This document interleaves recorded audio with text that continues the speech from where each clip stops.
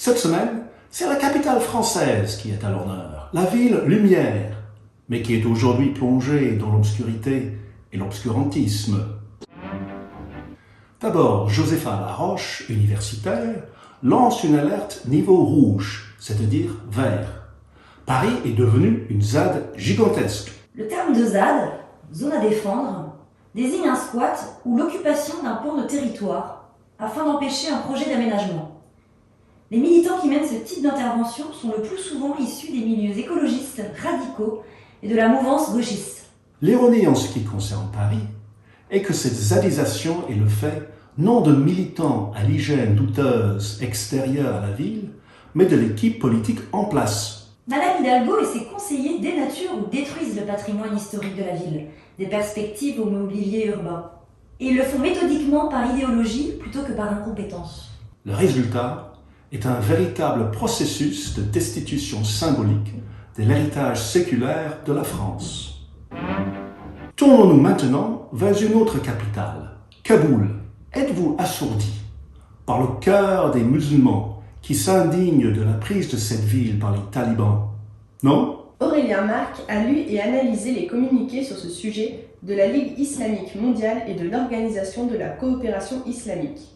On y trouve un appel à l'unité et à la paix en Afghanistan qui, de manière implicite, entérine la victoire des talibans dans le pays.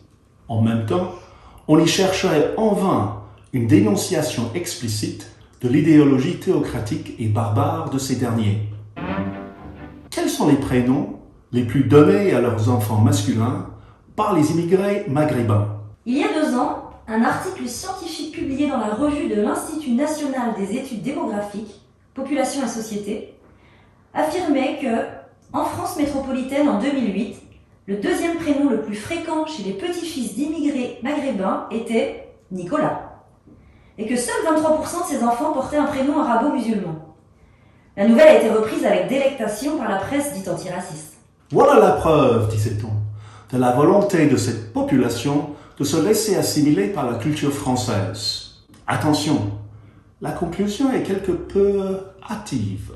La démographe, Michèle Tribala, remet les pendules à l'heure. Elle attire notre attention sur une étude qui vient de paraître, de Jean-François Mignot du CNRS, qui montre que Nicolas n'était pas du tout le 2e prénom le plus choisi, et que 49% de la population concernée portait un nom arabo-musulman. Quels étaient les 2 prénoms les plus populaires? Karim et Nassim. Mais peut-être que les chercheurs de l'INED sont plus à l'aise avec les chiffres qu'avec les lettres. Revenons à la capitale, mais lentement, car... Depuis cette semaine, la vitesse de circulation automobile y est limitée à 30 km/h. Apparemment, pour essayer de prévenir le risque d'un cataclysme climatique. Sauf que nos confrères de Transition et Énergie pointent une étude récente du Centre d'études et d'expertise sur les risques montrant qu'un véhicule à moteur thermique qui circule en ville consomme plus et pollue plus à 30 km/h qu'à 50 km/h. À 30 km/h, il pollue autant qu'à 130 km/h. C'est un grand problème dans la vie, quand les gens qui prétendent nous vouloir du bien en ont encore moins dans le cigare que nous. À causeur, nous ne sommes pas du tout hidalgophobes, mais pas du tout, non.